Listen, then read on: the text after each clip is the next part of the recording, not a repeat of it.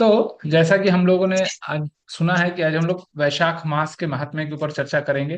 तो वैशाख मास लग गया है। 2 तारीख को पूर्णिमा थी। तो आज 5 तारीख है, 3 तारीख लगभग 6 तारीख है, सॉरी। तो लगभग 4 दिन बीत चुके हैं। बृहस्पति को पूर्णिमा थी।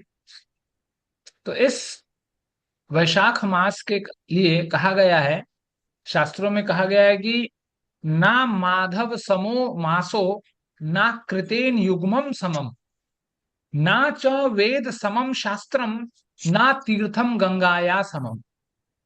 कि जैसे तीर्थों में गंगा से बढ़कर और कोई तीर्थ नहीं है, जैसे शास्त्रों में वेद से बढ़कर कोई शास्त्र नहीं है, और युग में कृतेन, ना कृतेन युग्मम समम, कि युगों में, मुझे एक सेकंड दीजिए।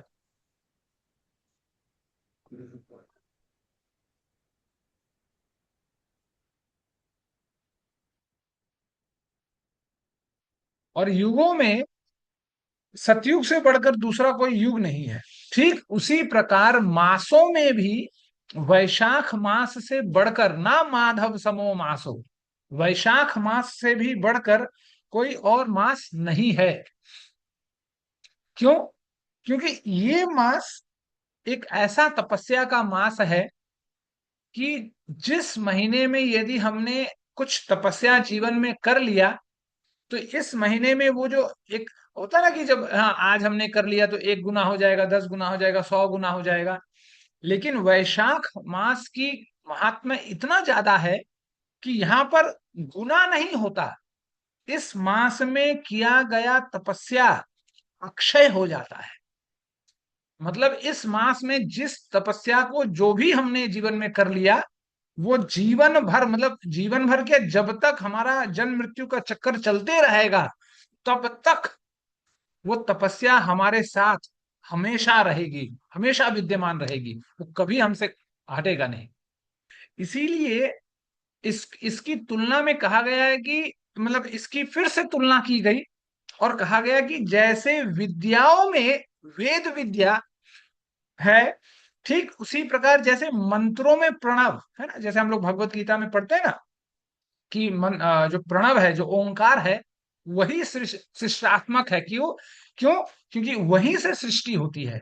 ओंकार स्वयं भगवान का ही एक दूसरा नाम है। ओम जो है वो भगवान का दूसरा नाम है। तो उसी तरह जैसे विद्याओं में वेद विद्या, प्रणवों में ओंकार है ना, मंत्रों में प्रणव, वृक्षों में कल्प वृक्ष, धेनुओं में कामधेनु, देवताओं में विष्णु, और वर्णों में ब्राह्मण है ना, और जो जो जो ऐसी वस्तु जिसको हम प्रिय मानते हैं, तो यदि हमें पूछा जाए कि सबसे प्रिय वस्तु क्या है, तो आप देखिएगा फिल्टर करते करते करते करते अंतिम में हम पहुंचेंगे अपने शरीर के ऊपर ही। तो दुनिया में यदि कोई सबसे प्रिय वस्तु है, तो वो है हमारा प्राण। थोड़ा सा एनालाइज करके सोचिएगा कि यदि हम कभी बोले कि नहीं नहीं हमें 5 करोड़ चाहिए, तो हम कहें कि अच्छा ठीक है, एक काम करो, अपना एक आंख फोड़ दो और हम तुम्हें 5 करोड़ दे रहे हैं। तो अब बोलेगा नहीं नहीं नहीं नहीं, हमें हमें हमें नहीं चाहिए भाई, हमें हमें अपना आंख एक नहीं फोड़ना, हमें पैसा नहीं चाहिए, हमें आंख नहीं फोड़ना है। तो सबसे प्रिय वस्तु यदि इंसान का कोई कुछ है, तो वो है उसका प्राण। मतलब एक तरह से उसका शरीर मान लीजिए, उसका प्राण की वो, जैसे हम लोग बोलते हैं ना कि कोई भी खुदकुशी कर सकता है, सब खुदकुशी नहीं कर सकता। कुछ लोग कहते हैं कि हमें डर नहीं लगता, लेकिन कभी ना कभी किसी ना किसी को हर जगह डर लगता है। कहीं भी अंधेरे में, कभी एकांत स्थान में, हर जगह कभी किसी को शमशान जाने में डर लगता है बहुत लोगों को। ये डर क्यों है? क्योंकि कहीं ना कहीं हमें अपने आप से, अपने प्राण से हमें प्रियता है। इसलिए हमें सबसे प्रिय यदि कुछ है एक इंसान के जीवन में, तो वो ये है कि उसका खुद का प्राण। तो ठीक उसी तरह फिर नदियों में गंगा, तेज में सूर्य, क्योंकि सूर्य से ज्यादा तेज हम जो देखते हैं, हाँ, भौतिक दुनिया में और किसी चीज में नहीं। आ, अस्त्र शस्त्रों में चक्र, धातुओं में स्वर्ण, वैष्णवों में शंकर भगवान, रत्नों में कौस्तुभ मणि, और मासों में वैशाख मास। तो इन सब चीजों को हम यदि देखेंगे तो हर चीज की महात्म्य अपने जगह पर है, लेकिन जब इन सब चीजों का तुलना हम लोग करते हैं तो इन सब चीजों से ऊपर यदि कुछ खड़ा होता है तो वो है हमारा वैशाख मास। क्यों? क्योंकि इस महीने में जो हम लोग जीवन भर परमार्थ जीवन में जो बहुत सारे कार्य करते हैं, है ना, हर जगह कुछ ना कुछ कार्य करते हैं, तो इन सब कार्यों एक तरफ है, और वैशाख मास में मतलब बोलते हैं ना कि जितने भी हम लोग दान करते हैं, सब दानों का फल और हर प्रकार की किए गए तीर्थों का फल इस महीने में, वैशाख मास में, सिर्फ जल दान देने से हो जाता है। तो इसीलिए आप देखिएगा कि इस वैशाख मास में जल देने की प्रक्रिया बहुत ज्यादा है। हर नुक्कड़ में, हर जगह, छोटे शहर में तो छोड़िए, बड़े शहरों में भी हर कोने में कहीं ना कुछ जलदान चलता ही होगा। आप देखते होंगे गांव में खास करके आप देखेंगे, शहरों में तो आप नहीं देखेंगे, गांव में आप देखेंगे हर जगह पर कहीं पीपल का वृक्ष होगा, बट का वृक्ष होगा, तो उसके नीचे में 4-5 घड़ाओं लगा दिया गया होगा, है ना, पियाओ के रूप में, ताकि जो भी सवारी सफर कर रहा हो, है मुसाफिर सफर कर रहा हो, उसको यदि वो थक जाए, वो उसको कहीं पानी प्यास लगे तो कम से कम वो पी सके। तो इसीलिए वैशाख मास में जल दान की व्यवस्था बहुत ज्यादा है। जल दान को शास्त्रों में, पुराणों में बहुत महत्व दिया गया इस वैशाख मास में। इसीलिए ये बताया गया कि जो रास्ते में जो पथिक है, जो थका हुआ पथिक है, उसको यदि जलदान किया जाता है, और जो जलदान करता है वो स्वयं विष्णु लोक में प्रतिष्ठित हो जाता है, बस इतना करने से। अब आगे पीछे क्या है क्या नहीं, वो कोई हिसाब किताब सब बाद में होगा, लेकिन सिर्फ यदि वैशाख मास में रास्ते में चलते हुए पथिकों को सिर्फ जलदान किया जाए, तो बस इतने से ही हमें विष्णु लोक की प्राप्ति हो जाती है।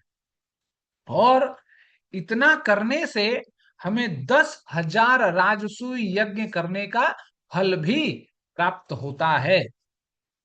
और इसके ऊपर यदि एक इंसान वैशाख मास में जल दूसरों को दान करता है, तो इससे देवता, पितर और ऋषि गण भी अत्यंत खुश होते हैं, क्योंकि देवताओं को वैशाख मास में जल देना, जल दान करना बहुत प्रिय है।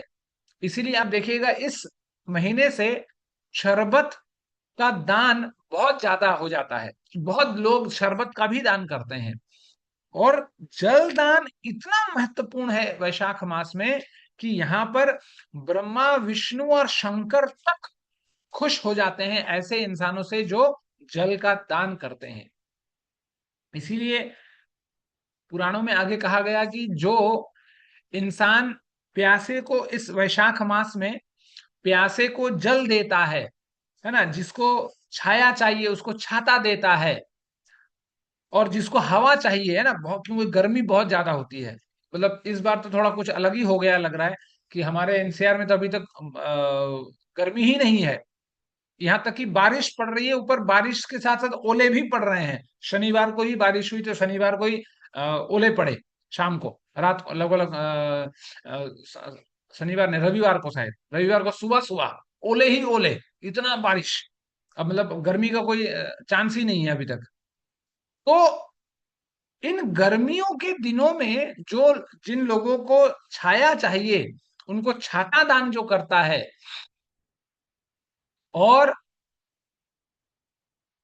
जैसे मैंने कहा कि छाया छाया के लिए जो छाता दान करता है, और जो गर्मी जब लगती हो किसी को, जो पंखा झेलता हो, ऐसे लोगों का पुण्य जो है, शास्त्र कहता है कि हम लोग वर्णन नहीं कर सकते। इसीलिए बोला गया कि जो इंसान थके हुए ब्राह्मण को, है, जो थका हारा होता है, जो पथिक होते हैं, ऐसे ब्राह्मणों को, ये ब्राह्मणों के लिए कहा गया है कि जो थका हुआ ब्राह्मण है, उसको यदि कोई हवा करता है तो वो निष्पाप हो जाता है। वो उसके जीवन में चाहे कितने भी कलंक हो, कितने भी कलमश हो, उन हर कलंक से, हर पाप से वो पाप रहित होकर स्वयं भगवान का पार्षद बनने के लायक हो जाता है। उसमें उतनी है ना एलिजिबिलिटी आ जाती है कि वो भगवान का पार्षद बन सकता है। और इन जैसे इस वैशाख महीना में बहुत लोग परिक्रमा करते हैं, पैदल चलते ही हैं। तो कहा गया है कि जो लोग इस वैशाख मास में पादुका दान करते हैं, तो ऐसे लोग यमराज का तिरस्कार करके वो और यमपुरी को नहीं जाते, वो नरक का भोग नहीं करते, वो सीधे भगवान विष्णु लोक को चले जाते हैं, सिर्फ पादुका के दान करने के लिए। इसीलिए आगे हम लोग सुनेंगे कि बहुत सारे दानों की, बहुत सारे चीजों का दान का व्यवस्था है इस महीने में। उसमें से एक जो है वो है पादुका दान। क्योंकि जो थके हारे लोग हैं, जो नंगे पैर चलते हैं, उनको गर्मी लगती है। अब उनको हम यदि पादुका दान करते हैं तो उसमें क्या होता है, उसमें हम फिर यमपुरी का चेहरा हमें नहीं दिखना पड़ता, हम सिर्फ सीधे विष्णु लोक की ओर चलते चलते हैं। और शास्त्रों में बताया गया है कि जैसे आप लोगों ने सुना होगा रैन बसेरा, है ना। रैन बसेरा क्या होता है कि जब रास्तों में एक ठिकाना टाइप का बनाया जाता है ना, टेंट वगैरह से, शेड वगैरह थोड़ा बनाया जाता है, टेम्परेरी शेड। तो उन जो शेड को जो शेड को बनाता है थके मांदे लोगों के लिए, जो विश्राम स्थली बनाते हैं, जिसको रैन बसेरा बोलते हैं। तो बहुत बहुत बार ठंड में भी बनती है, क्योंकि ठंड बहुत ज्यादा होता है, खास करके इधर हमारे वृंदावन तरफ तो ठंड बहुत ज्यादा होती है। तो वो सिर्फ रात के लिए है, दिन में नहीं। सिर्फ रात को विश्राम करने के लिए आपको टेंट का व्यवस्था बनाया जाता है। तो उसी तरह गर्मी के लिए भी, गर्मी के मार से बचने के लिए जो रैन बसेराएं बनाई जाती हैं, विश्राम स्थलियां, ऐसे स्थलियों को जो बनाता है, पद्म पुराण कहता है कि ऐसे लोगों का पुण्य का वर्णन मैं नहीं कर सकता, मुझे पता ही नहीं कैसे वर्णन करना चाहिए। तो इसीलिए यहाँ पर इस महीने में रैन बसेरा बनाने के लिए कि ऐसा शेड बनाया जाए, ऐसा कुटिया टाइप का बनाया जाए, ऐसा छाया बनाया जाए, ताकि थके मांदे लोग जो रास्ते में सफर कर रहे हो वो आराम कर सके, वो थोड़ा रेस्ट कर सके। और उसके साथ साथ लोग प्याऊ भी लगा देते हैं वहीं पर कि भाई एक आध ग्लास पानी पी सके आदमी। तो ऐसे लोगों का पुण्य का वर्णन शास्त्र कहता है कि हम लोग नहीं कर सकते, कि इतना वो वैशाख मास के लिए कहा गया। फिर ये तो जलदान की बात हुई। फिर आगे आता है अन्नदान। तो अन्नदान के लिए कहा गया है कि अन्नदान जो है, अन्नदान से इंसान तुरंत तृप्त होता है। आप देखिएगा, इंसान कितना भी थका मांदा हो, कितना भी है ना चिड़चिड़ा हो, और खास करके जब हम लोग भूखे होते हैं तो हम लोग ज्यादा चिड़चिड़ा हो जाते हैं, है ना, क्योंकि वो भूख गुस्से की तरह निकलता है। तो इसीलिए ये बोला गया कि जब भूखे इंसान को आप खाना दे देते हैं, तो वो किसी भी मूड में हो, आप देखिएगा खाना खाने के बाद खुश हो जाता है, तृप्त हो जाता है। इसीलिए अन्नदान का महत्व इतना ज्यादा है हमारे देश में। और देखिएगा हर सिर्फ वैशाख महीना में नहीं, 365 दिन कहीं ना कहीं भंडारा लगा ही चलता है। हर तीर्थ या क्षेत्र में जाइए, अन्नपूर्णा क्षेत्र के नाम से, अन्नपूर्णा भंडारा के नाम से, कुछ ना कुछ के नाम से भंडारा हमेशा चलते ही रहता है। जैसे आप देखिए तिरुपति में आप जाइए, वहां पैसा थोड़ी लेते हैं, वहां फ्री, है ना। हमारे फूड फॉर लाइफ का गोल ही प्रभुपाद ने इसलिए बनाया कि जहां भी जो भी मंदिर हो, उसके आसपास में एक भी ऐसा इंसान ना हो जो भूखा मरे, जिसको खाने के लिए 2 वक्त का रोटी ना मिले। इसीलिए फूड फॉर लाइफ बनाया गया। इसीलिए आप देखिए वृंदावन में आइए, कम से कम एक दिन में, कम से कम, नहीं तो मतलब आम दिनों में कम से कम 1000 से 1200 लोग, कम से कम 12 मतलब 1000-1500 लोग डेली प्रसाद पाते हैं, डेली मिनिमम। मतलब ये नॉर्मल दिनों की बात है। और कभी थोड़ा फीस्ट टूस्ट कुछ हो गया, अभी जैसे हम लोग तो नहीं गए थे, अभी जैसे जयप्रकाश स्वामी महाराज जी की व्यास पूजा थी, वो ऐसे जगहों पर तो मतलब 2000, 2500, 3000 तक लोग चले जाते हैं। अभी जैसे पिछले दिनों में पिछले दो साल पहले, जब परम पूज्य गोपाल कृष्ण गोस्वामी महाराज ने अपना शरीर त्याग किया, तो उस मतलब 1 सप्ताह तक, विश्वास मानिए, गौशाला में 10,000 लोगों का प्रसाद बन रहा था। मतलब सुबह 9 बजे से लेकर रात 6 बजे तक प्रसाद चल रहा है। मतलब कंटिन्यू, वो भी एक एक नहीं, 2-3 काउंटर कंटिन्यू, 10-10, एक दिन में 10,000 आदमी का प्रसाद बन रहा था। तो सोचिए अन्नदान का महत्व कितना है। और लोग दान भी कर रहे थे ऐसे। तो इसीलिए अन्नदान का महत्व इसीलिए ज्यादा है, क्योंकि ये इंसान को तुरंत तृप्त करता है ना? आप देखिएगा, कोई थका मांदा प्यासा हो, उसको आप पानी दे दीजिए सिर्फ, तो वो कितना खुश हो जाता है। और ऐसे नॉर्मल समय में यदि आप किसी को पानी देंगे तो वो इतना खुश नहीं होगा। क्यों?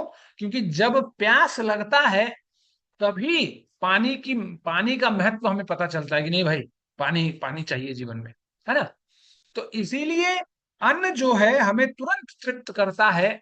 इसलिए अन्न का दान का फल जो है वो अनंत है। इसलिए शास्त्र कहता है कि जो जन्म देते हैं वो तो केवल माता पिता है, वो शारीरिक माता पिता है। लेकिन जो अन्न दान करता है वो असलियत में पालनहार है। क्योंकि असली में उसी के दान से उसका पालन हो रहा है। उसका पेट है, पेट चर्म चर्म रूपी पेट उसको मिला है। लेकिन उस पेट को भरने का काम कौन कर रहा है? जो आपको अन्न दान कर रहा है, जो आपका पालन कर रहा है। इसीलिए वो पालनहार है। तो इसीलिए इस महीने में बहुत सारी चीजों का विधान है दान देने का। उसमें जैसे एक लिस्ट है, उसमें सबसे पहला आता है कि हम किसी को यदि दे सकें तो पलंग दान करना चाहिए, किसी को वस्त्र दान करना चाहिए, किसी को छाता दान करना चाहिए, क्योंकि धूप होता है तो उसके लिए छाता दान करना चाहिए।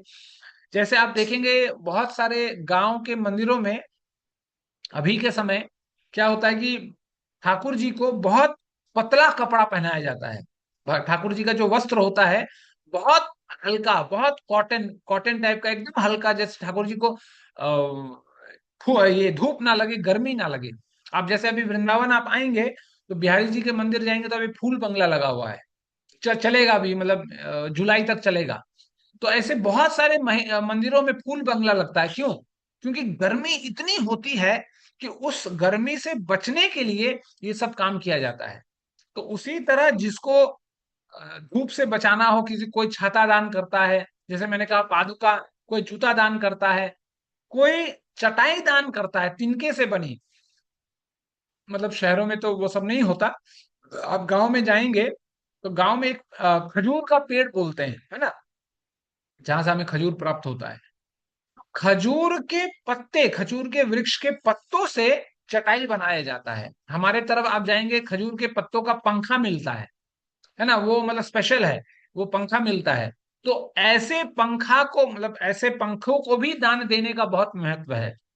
तो कहा गया है कि जो खजूर के पत्ते से बने हुए चटाई का दान करता है, ऐसे चटाइयों में स्वयं विष्णु भगवान ही शयन करते हैं, विष्णु भगवान ही स्वयं आराम करते हैं।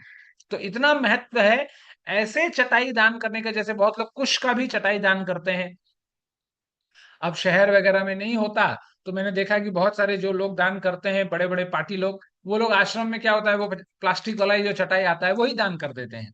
तो मतलब किसी ना किसी तरीके से हमें चटाई दान करना चाहिए, ताकि इंसान बिस्तर पे इधर उधर ना भटके, ना सोकर, क्योंकि गर्मी के सीजन में बिस्तर में भी सोना बड़ा मुश्किल हो जाता है। अब एसी है तो आजकल काम चल जा रहा है। लेकिन जिसके घर एसी नहीं है, अब ये मत सोचिए कि सबके घर एसी है। ऐसे भी लोग हैं जिनको फैन भी नसीब नहीं हो रहा है। ऐसे भी देश में बहुत सारे लोग हैं। तो इसीलिए जिनके यहाँ व्यवस्था नहीं है, तो वो क्या करते हैं कि हाँ भाई चलो चटाई है तो चटाई डाल के जमीन पर लेट गए। तो चटाई का भी दान देने का महत्व है। और साथ ही साथ कंबल, कंबल भी शास्त्र में ऐसा वर्णित है कि कंबल भी हम लोग दान कर सकते हैं। फिर आगे पुराण कहता है कि जो इंसान अपने पितरों को, है ना, अपने पितरों को संतुष्ट करना चाहता हो, उसे क्या करना चाहिए? उसे वैशाख मास में शाम को, वैशाख मास में शाम को ब्राह्मणों को फल और शरबत का दान करना चाहिए। इससे क्या होता है, जो हमारे पितृ पुरुष हैं, जो हमारे पितृ लोक हैं, उनको अवश्य ही, अब जो भी जैसे भी व्यवस्था हो के वो ऊपर गए हो, वो सब अलग, लेकिन हमारे बस इतना कार्य करने से कि हमने वैशाख मास के शाम शाम को ब्राह्मणों को शरबत और फल दान दिया, बस इतना करने से हमारे पितरों को अमृत पान करने का सुयोग्य प्राप्त होता है। मतलब हमारे पित्र को अमृत पी सकते हैं बस हमारे फल और फूल दान करने से, बस इतना करने से।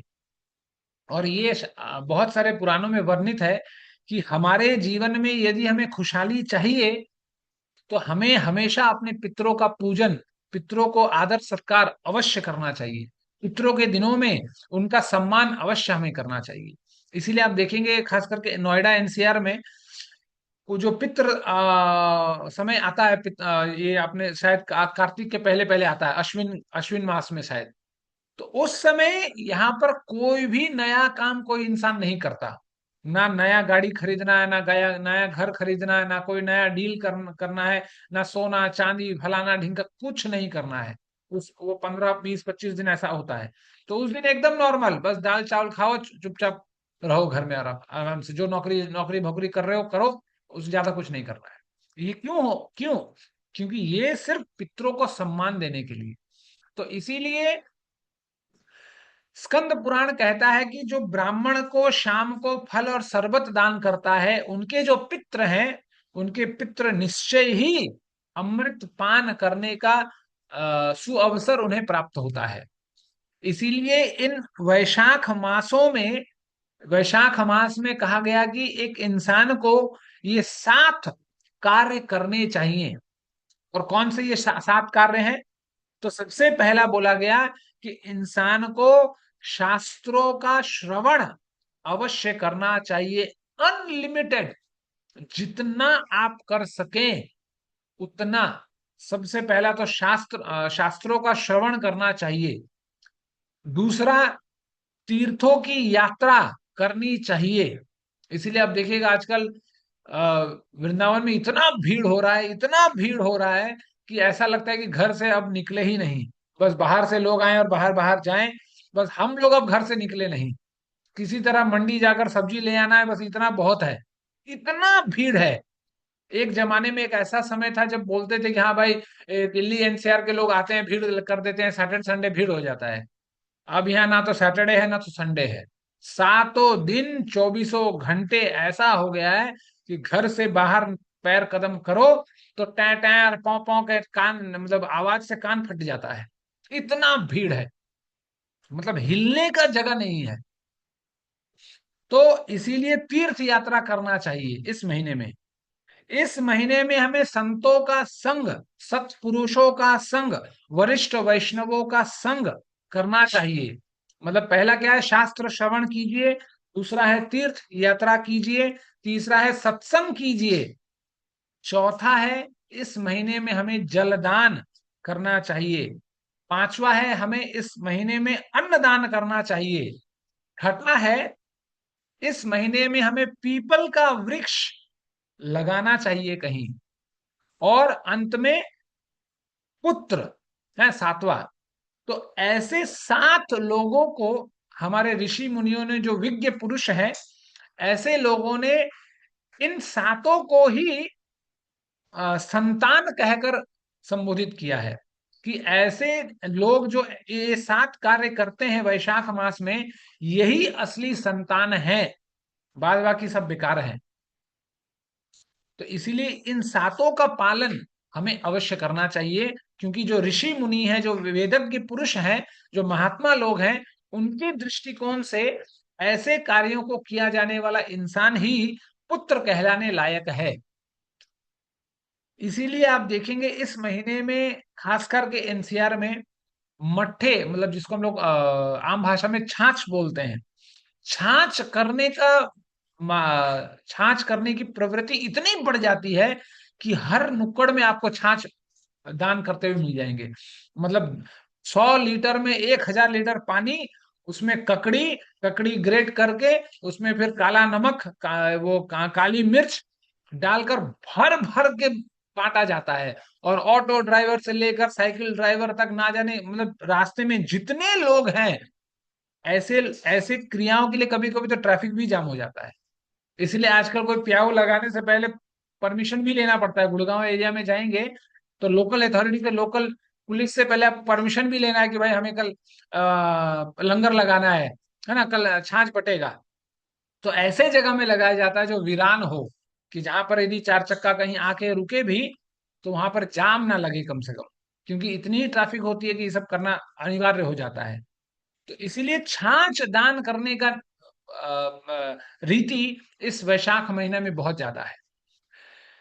यदि एक इंसान को अपने पूर्ण रूप से अपने पापों का क्षय करवाना हो, तो स्कंद पुराण कहता है कि उस इंसान को आम का जूस, है ना, मैंगो जूस।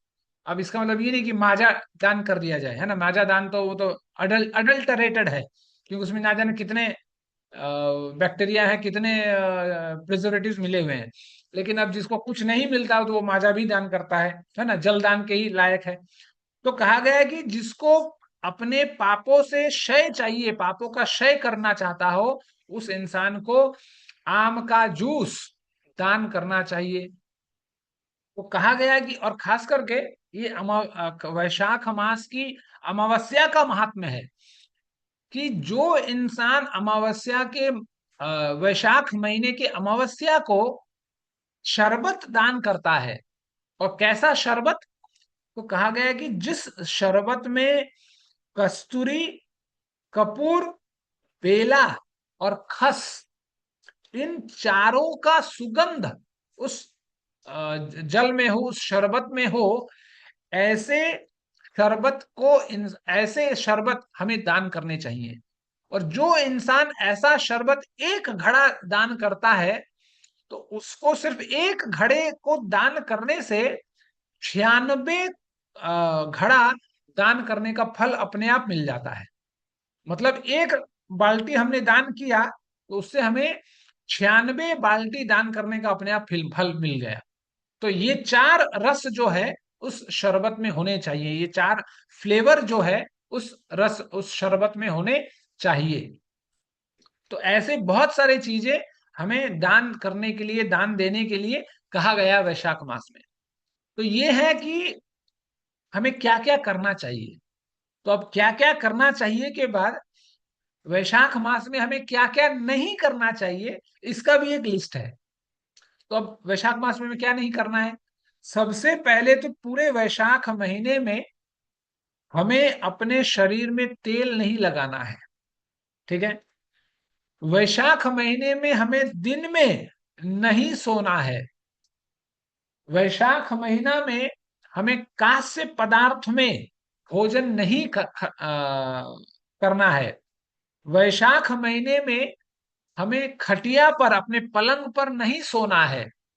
वैशाख महीने में हमें घर में नहीं नहाना है। इसलिए वैशाख स्नान की बहुत महत्ता है, कि हमें सरोवर में, नदी के तट पर जाकर हमें स्नान करना चाहिए। वैशाख महीने में निषेध निषेध पदार्थ जो हैं, जो शास्त्रों में जिनको निषेध किया गया, चाहे वो मांसाहार हो या प्याज लहसुन हो, जो भी हो, बहुत प्रकार के चीजें हैं जो निषेध किया गया। इन चीजों का निषेध, ये जो निषेध पदार्थ हैं, वैशाख मास में हमें नहीं ग्रहण करना चाहिए। वैशाख महीने में हमें दोबारा भोजन नहीं करना चाहिए, है ना। जैसे कार्तिक महीने में बहुत सारी माताएं आती हैं उड़ीसा से, तो वो लोग व्रत करती हैं कि दिन में एक ही बार वो लोग ग्रहण करती हैं। एक जो भी हो, और जो भी नहीं, मतलब जैसे वो सिर्फ घी का छौंक और कुछ चुनिंदा फल, इसी का सब्जी बनता है, और वो दिन में एक ही बार ग्रहण करते हैं। उसको हविष बोलते हैं, हविष ग्रहण करना। तो उस तरह एक ही वक्त ग्रहण करना है आपको भोजन, दो वक्त नहीं ग्रहण करना है। और रात में सूर्यास्त के बाद हमें भोजन नहीं करना है। तो ऐसे कार्य हमें इस वैशाख महीने में नहीं करने हैं। ठीक है। अब अपने शक्ति के अनुसार हमें अपना देख लेना चाहिए कि हम कौन सा कर सकते हैं, कौन सा नहीं कर सकते हैं। कम से कम हमें किसी एक को तो पकड़ना चाहिए, ताकि हम कुछ कर सकें। अब शरीर में व्याधि हो, शरीर में जो भी हो, व्यवस्था हो नहीं हो, सब कुछ अपने जगह पर रखकर कम से कम इन कुछ चीजों से हमें एक का पालन करने का कोशिश तो अवश्य करना चाहिए। ठीक है। आगे कहा गया, जैसे मैंने कहा कि घर में स्नान नहीं करना चाहिए, तो अब कहाँ स्नान किया जाए? अब फट से जवाब आता है, नदियों में स्नान किया जाए। तो कहा गया कि जो इस पूरे वैशाख महीने में नदी में स्नान करता है,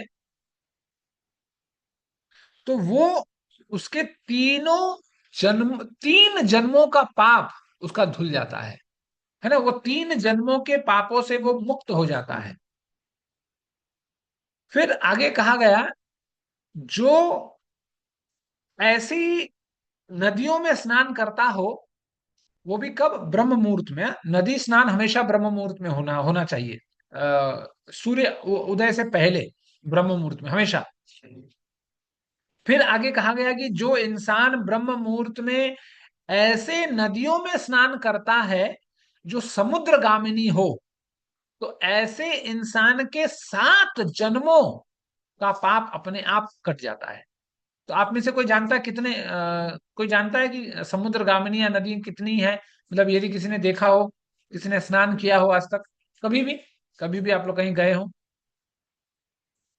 आप लोग में से किसी ने देखा है समुद्रगामिनी नदी?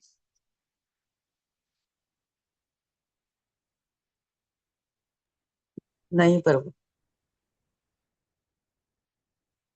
देखा है? मुझे समुद्रगामिनी का मतलब पता नहीं है अरे प्रभु। मतलब समुद्र जो मतलब जो एक ऐसा नदी जो समुद्र को मिलता हो, मतलब हर नदी हम लोग जानते हैं कि कहीं ना कहीं समुद्र से जाकर मिलता है ना, तो कहीं ना कहीं तो मिलता होगा ना, कोई तो मीटिंग पॉइंट होगा ना उसका। तो उस मीटिंग पॉइंट पे हम स्नान करते हो।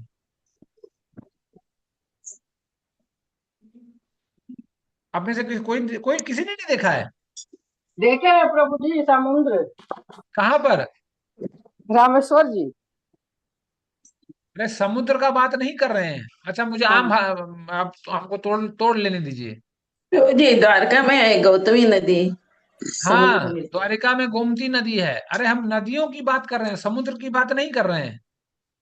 अच्छा अच्छा। ऐसी नदियां जो समुद्र में मिलती हों। देखिए, हर नदी कहीं ना कहीं, कभी ना कभी, अंतिम पड़ाव जो एक नदी का है वो है समुद्र। तो भाई कहीं ना कहीं समुद्र मिलता तो होगा ना, नदी में, समुद्र में।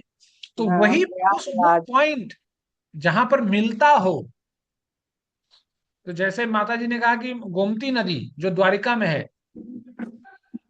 तो आप देखेंगे गोमती नदी जो है वो समुद्र में मिलता है और फिर खाली हो जाता है, मिलता है, खाली हो जाता है, कभी भरता है और खाली हो जाता है, भरता है, खाली हो जाता है। ये हमेशा चलते रहता है। वो भी कुछ तिथि है उसमें, जो मिलना और घटना, बढ़ना घटना दोनों लगे रहता है तिथियों के अनुसार। तो ऐसे नदियों में, जैसे आप कभी पुरी भी जाएंगे, तो पुरी में भी एक जगह है जहां पर नदी समुद्र से मिलता है, वो मिलन है। तो लेकिन वो थोड़ा पुरी से आउटस्कर्ट में है, तो वो जल उसके लिए मतलब स्पेशली जाना पड़ेगा देखने के लिए, है ना। तो ऐसे नदियों में यदि हम स्नान करते हो ब्रह्म मुहूर्त में, तो हमारे 7 जन्म के फल, 7 जन्म कट जाते हैं। फिर आगे कहा गया कि जो इंसान इस वैशाख महीने में 7 गंगाओं में स्नान करता है, तो 7 गंगा कौन कौन है?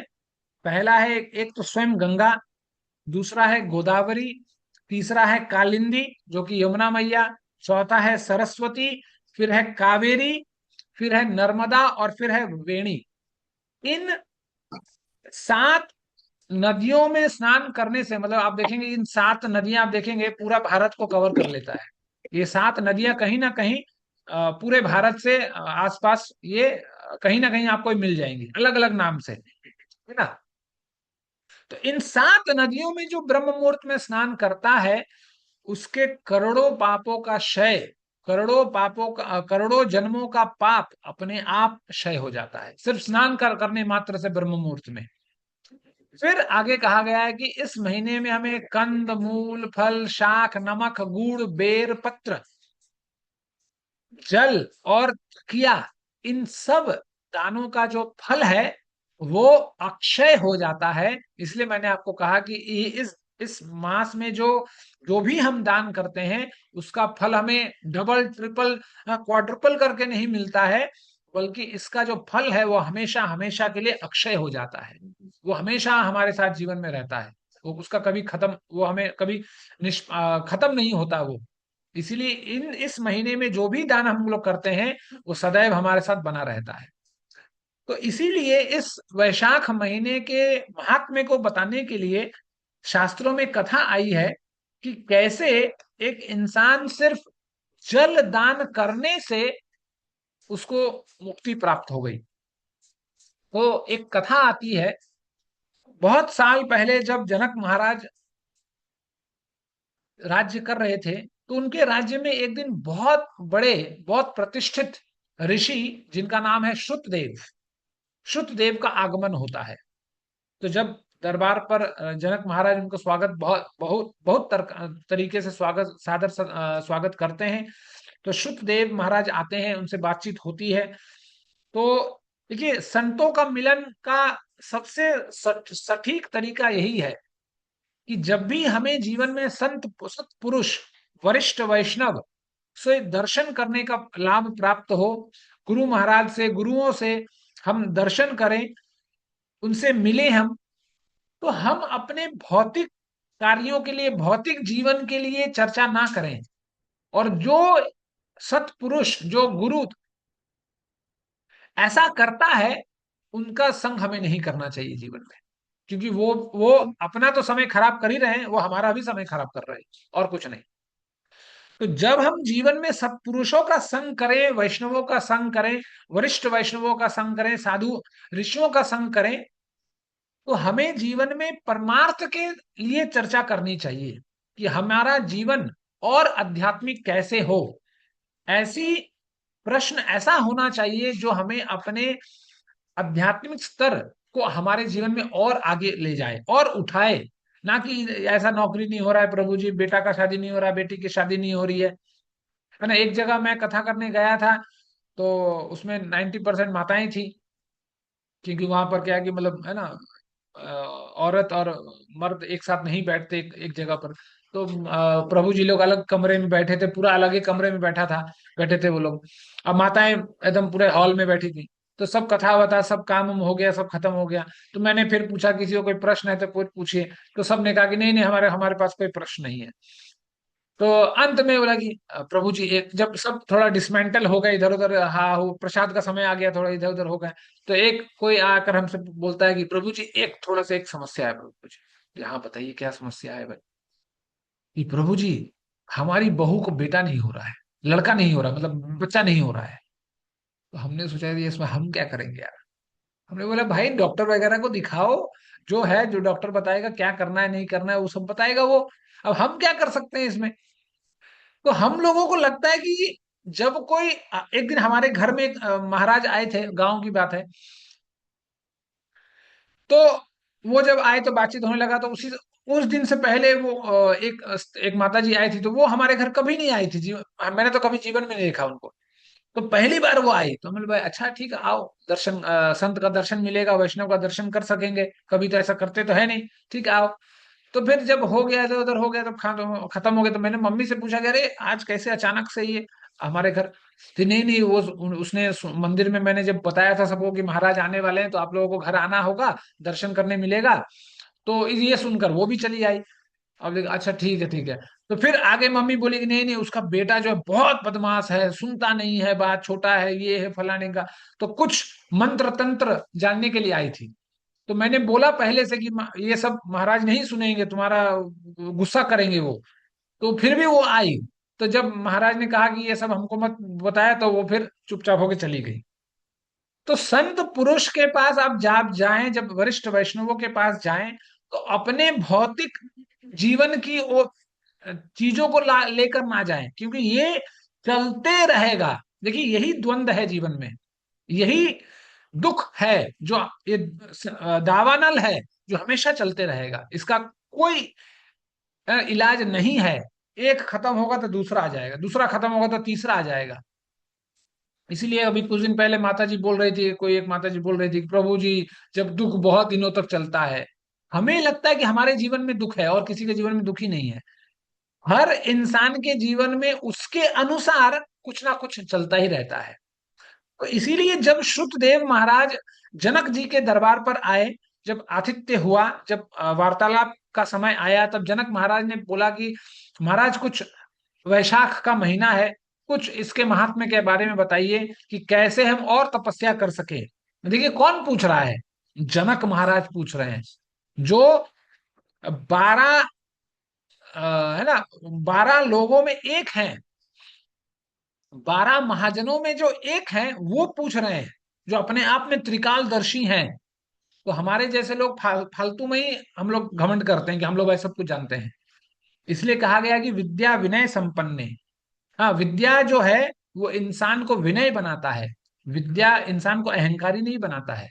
और जब इंसान विद्या के मद में अहंकार हो जाता है तो वो विद्या फिर विद्या नहीं रह जाती उसमें। तो इसीलिए यदि हमारे अंदर सच में विद्या है तो वो हमें विनय बनाएगा, वो हमें झुकाएगा कि हाँ भाई हमें पता है, यदि आपको जरूरत हो तो बताना, हम आपकी मदद जरूर करेंगे। ये असलियत है विद्या का। तो जनक महाराज ने ये प्रश्न पूछा कि कुछ ये ये वैशाख मास है तो इसमें इसका कुछ महात्म बताइए ताकि हम और कुछ तपस्या कर सके। तो श्रुतदेव महाराज कहना प्रारंभ करते हैं कि एक समय की बात है जब एक राज्य में एक राजा रहता था जिसका नाम था कुशकेतु। तो कुशकेतु के एक पुत्र था जिनका नाम है हेमकांत। तो अब जैसे उस समय की बात है जब राजाओं में शिकार करने की प्रथा थी। तो हेमकांत क्या करता है, एक दिन, अब युवराज था उस राज्य का, तो एक दिन अब हर दिन जाता था शिकार करने के लिए। तो उसमें एक दिन शिकार जब करने वो जाता है तो बहुत दूर तक जंगल में निकल जाता है, शिकार करते करते बहुत सारे हिरणियों को, बहुत सारे पशुओं को वो मारता है ना। अब राजाओं का उस समय, क्षत्रियों का ये स्ट्रैटेजी था कि अपने निशाने को अचूक बनाने के लिए ये प्रैक्टिस वो करते थे, है ना। लेकिन इस समय वो अलाउड नहीं है, ये नहीं है कि आप इस समय तो राजा ही नहीं है तो आप इसीलिए देखिएगा, एक हिरण को मार दीजिएगा तो आपको जीवन भर जेल हो जाएगा, एक शेर को मार दीजिएगा तो जीवन भर जेल हो जाएगा, है ना। तो ऐसे उस समय ये जो हेमकांत था वो शिकार करने निकला, बहुत सारे पशुओं को मारा, बहुत दूर तक अंधकार जंगल में निकल गया। तो जब इतने चलते चलते चलते चलते बहुत जब थक गया वो, तो उसने सोचा कि अब हो नहीं रहा है, अब क्या, थोड़ा विश्राम चाहिए। अब युवराज है ना, थोड़ा क्षत्रियों में थोड़ा अहंकार तो होता ही है। तो युवराज पद में रहते हुए अहंकार हेमकांत ने सोचा कि अब विश्राम तो करना है, लेकिन कहाँ किया जाए। तो चलो यार कोई आश्रम वगैरह खोजते हैं, कहीं कुटिया वगैरह कुछ बना हो किसी का, तो थोड़ा वहां लेट जाएंगे, कोई दिक्कत नहीं है ना। तो घूमते घूमते घूमते घूमते घूमते, अब कहीं आसपास तो मिले ना, अब बहुत अंधेरा अंदर तक चला गया था। तो वो कहीं घूमते घूमते घूमते घूमते एक आश्रम तक पहुंचा। जब वहां पर बहुत सब कुछ चलायमान है, सब लोग काम कर रहे हैं, कोई अपना काम कर रहा है, कोई चूल्हा जला रहा है, कोई खाना पका रहा है, कोई कुछ कर रहा है, कोई लीपापोती कर रहा है, सब लोग अपना अपना काम कर रहे हैं। तो जब हेमकांत ने ऐसा आश्रम देखा तो उसको प्रतीत हुआ कि अरे ठीक है, बढ़िया है ये तो, है ना। चलो इसमें ये कर लेंगे, इसमें थोड़ा कुछ खाने पीने को मिल जाएगा, कुछ विश्राम करने को मिल जाएगा, फिर यहाँ से चलते बनेंगे। तो जब हेमकांत उस आश्रम में प्रवेश किया उन्होंने, तो वहां उन्होंने देखा कि जितने भी महात्माएं थे, जरूरत से मतलब अधिकतर महात्माएं समाधि में बैठे हैं और सब लोग अपना अपना काम कर रहे हैं, उनको किसी से कोई मतलब नहीं, अपना अपना चुपचाप काम चल रहा है, कोई हो हल्ला नहीं, पिन ड्रॉप साइलेंस है। और साधु लोग जो है, जो वरिष्ठ गुरु हैं, वो सब गुरु अपने अपने समाधि में बैठे हैं। तो जब हेमकांत प्रवेश करता है आश्रम में, तो वो देखता है कि कोई उसको भाव नहीं दे रहा है ना। जब जब लोगों को अहंकार हो जाता है तो ऐसा प्रतीत होने लगता है कि जब मैं एंट्री मारूं तो लोगों का अटेंशन मेरे तरफ आना चाहिए। इसलिए आप देखिएगा बहुत बार जब क्लास होती है 8 बजे, तो लोग आते हैं 8:15 8:30 में, कि लोगों को लगता है कि भाई लेट एंट्री मारेंगे तो सब लोग बैठे होंगे वहां पर, हम एंट्री मारेंगे तो सबका फोकस मेरे ऊपर आ जाएगा कि भाई देखो आया, ये आया, ये आया, है ना। तो ये अहंकार का प्रतीक है जीवन में। कि हमें फोकस चाहिए, हमें अटेंशन चाहिए। हाँ, यूट्यूब का कैमरा हमारे ऊपर होना चाहिए और किसी के नहीं। चाहे किसी भी तीर्थ यात्रा में जाए, हम खाली रील ही बनाएं, तीर्थ को ना देखे, खाली खुद को ही दिखाएं दुनिया को।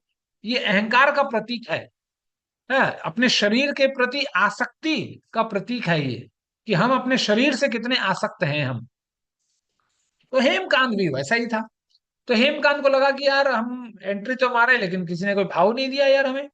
हाँ, सब लोग अपना अपना काम किया, रहे कोई जी हजूरी ना, पानी पिए, शरबत पीजिए, मैंगो जूस।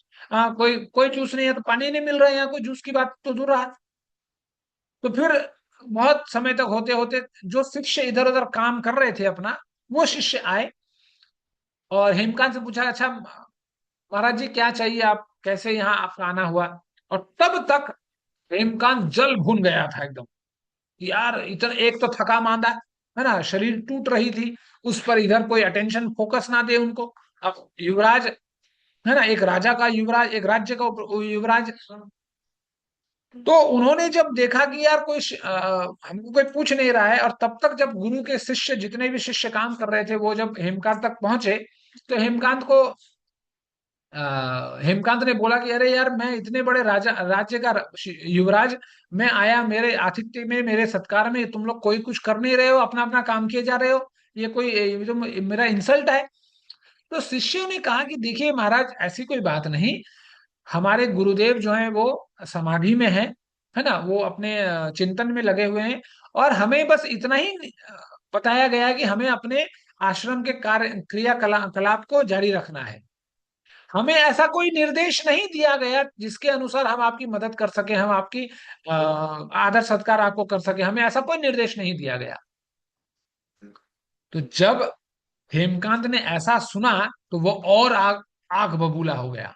वो इतना आग बबूला हुआ कि वो अपना तीर और धनुष लेकर उन शिष्यों के पीछे भाग चला।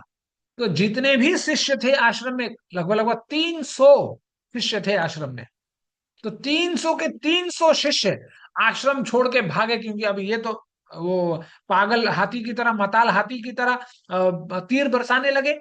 भागे सब शिष्य जंगल के कोने में या अंदर में, और ये भी उनके पीछे भागा। भागते भागते भागते भागते भागते क्या हुआ, अंत में इसने 300 शिष्यों को मार दिया इसने। मतलब एक एक करके, इतना गुस्सा, हाँ, इतना अहंकार जीवन में, इतना क्रोध।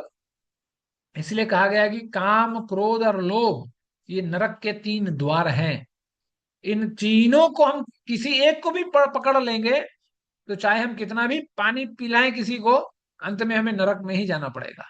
तो इसीलिए हमें अपने आचार, अपने विचार का भी ध्यान अवश्य रखना चाहिए, कि हर चीज में अपना, हमारा जो ट्रिगरिंग पॉइंट है वो इतना नीचे है कि थोड़ा अट से बट होता है तो हम लोग एकदम 100 डिग्री सेल्सियस में बॉयल होने लगते हैं, आलू की तरह बॉयल हो गया, बॉयल हो जाते हैं तुरंत एकदम। तो इसीलिए इस इंसान ने अपने क्रोध में आकर 300 मुनि शिष्य ब्राह्मणों का हत्या कर दी। तो जब हत्या कर दी, अब तो खेल वहां खत्म हो गया। अब जब देखा कि कुछ नहीं हुआ, कुछ बना नहीं, तो इसने सब पूरे बिस्तर लपेट कर वापस राज्य आ गए। जब राज्य आ गए, तो उनके अब होता है कि जब इंसान या तो अच्छा कार्य करता है या बुरा कार्य करता है, तो इंसान पहुंचने से पहले उसका खबर उसके गंतव्य तक पहुंच जाता है ना, उसका खबर चारों तरफ फैल जाता है। तो वो अपने राज्य पहुंचते पहुंचते, उसका जो दुर्व्यवहार था, वो राजा कुशकेतु के कान तक पहुंच गया था। तो कुशकेतु ने जब सुना कि मेरे बेटे ने 300 ब्राह्मणों का हत्या की, तो वो इतना दुखी हुआ और इतना क्रोधित भी हुआ कि आओ देखा ना ताओ, हेमकांत को अपने राज्य से निकाल दिया। निकलो इधर से, भागो यहां से, निकाला कर दिया अपने देश से। तो अब हेमकांत बेचारा क्या करे, करने कुछ गया था और हो कुछ गया। अब ठीक है, राजा का आदेश है, इसको टलाए ना टले। तो हेमकांत निकला अपना राज्य छोड़कर, घूमते फिरते पर्वतों, नदियों, शिखरों में घूमते, भटकते भटकते भटकते हुआ। जो भटकता भटकता रहा, तो एक दिन इसने एक ऋषि को देखा। हाँ, एक ऋषि थे, महामुनि रित मुनि, जिनका नाम है रित। तो उनसे इसका मुलाकात हुआ। तो जब उनसे इसका मुलाकात हुआ, तो वो कड़कड़ाती धूप में बस चलते चलते कहीं गिरने ही वाले थे, मतलब बेहोश होने की अवस्था में ही थे वो। तो जब हेमकांत मुनि को देखता है, ऋत मुनि को, कि अब बेहोश हो रहे हैं, लड़खड़ा रहे हैं, गिर रहे हैं, हाँ, थके मांदे हार रहा है, तो वो क्या करता है, अब जंगल का वातावरण था, वो तुरंत जाता है, एक कमल, कमल का जो पत्ता होता है, कमल पुष्प का जो पत्ता, उसको एक दोना बनाता है, और दोने में अच्छा जल लेकर आता है, और वो ऋत मुनि को दान का पिलाता है वो। और फिर उसी पत्ते से पत्ते का दल बनाता है, दल बनाकर एक छतरी टाइप का बनाता है, तो जैसे ऋत मुनि को छांव प्रदान किया किया जा सके, क्योंकि अब जंगल का व्यवस्था है, वहां पर कुछ है ही नहीं, है ना। हमें लगता है कि हम जंगल चले जाएंगे, लेकिन जंगल जंगल का जीवन इतना आसान नहीं है, ना खाने को मिलेगा, ना पीने को मिलेगा, ना चाय मिलेगा, ना कॉफी मिलेगा वहां। तो जब उसको जल पिलाया गया, ऋत मुनि को जब जल पिलाया गया, और जब छतरी बनाकर थोड़ा छांव प्रदान किया गया, तब ऋत मुनि की थोड़ी व्यवस्था ठीक हुई। तो जब ठीक हुई, तो दोनों में आपस में बातचीत होने लगी, और ज्यों ही बातचीत होने लगी, त्यों ही हेमकांत ने अपना शरीर छोड़ दिया। बस बोलते बोलते बोलते बोलते वो चुपचाप रह गया, बस उसने अपना शरीर शरीर छोड़ दिया।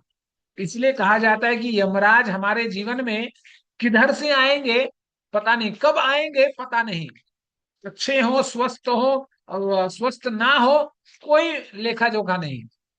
यमराज को जब टिंग टोंग करना पड़ेगा, ठीक टिंग टोंग करके हमारे घर प्रस्तुत हो जाएंगे, और उन वो फिर वापस दोबारा जाते नहीं है, वो लेकर ही जाते हैं, है ना। वो जिस गिफ्ट को लेने आए हैं, वो गिफ्ट लेकर ही जाते हैं वो। तो यमराज ने उसी समय अपना हेमकांत ने उसी समय अपना शरीर छोड़ दिया। तो जब शरीर छोड़ दिया, तो यमराज के यमदूत तुरंत भागे उसको लेने के लिए, कि चलो भाई, आ जाओ हमारे पास। तो जैसे ही वो पहुंचे, वैसे ही भगवान विष्णु ने अपने पार्षदों को, पार्षद थे जिनका नाम था विश्वक्सेन, तो विश्वक्सेन को कहा कि अरे जाओ, तो देखो हेमकांत, हेमकांत को यमदूत ले जा रहे हैं, उसको पकड़ो, यमदूतों को भगाओ, ये विश्वक्सेन हेमकांत की रक्षा करो। तो जब हेमकांत को या विश्वक्सेन लाते हैं पकड़कर, तो वो बताते हैं यमदूतों को, ठीक, क्या है, अजामिल का प्रसंग जैसा है ना। जैसे यमदूत और भगवान विष्णु के पार्षद आपस में बहुत सारी वार्तालाप करते हैं, तो उसी तरह यहाँ भी यमदूत और भगवान की जो पार्षद विश्वक्सेन थे, उन दोनों में बहुत वार्तालाप होता है।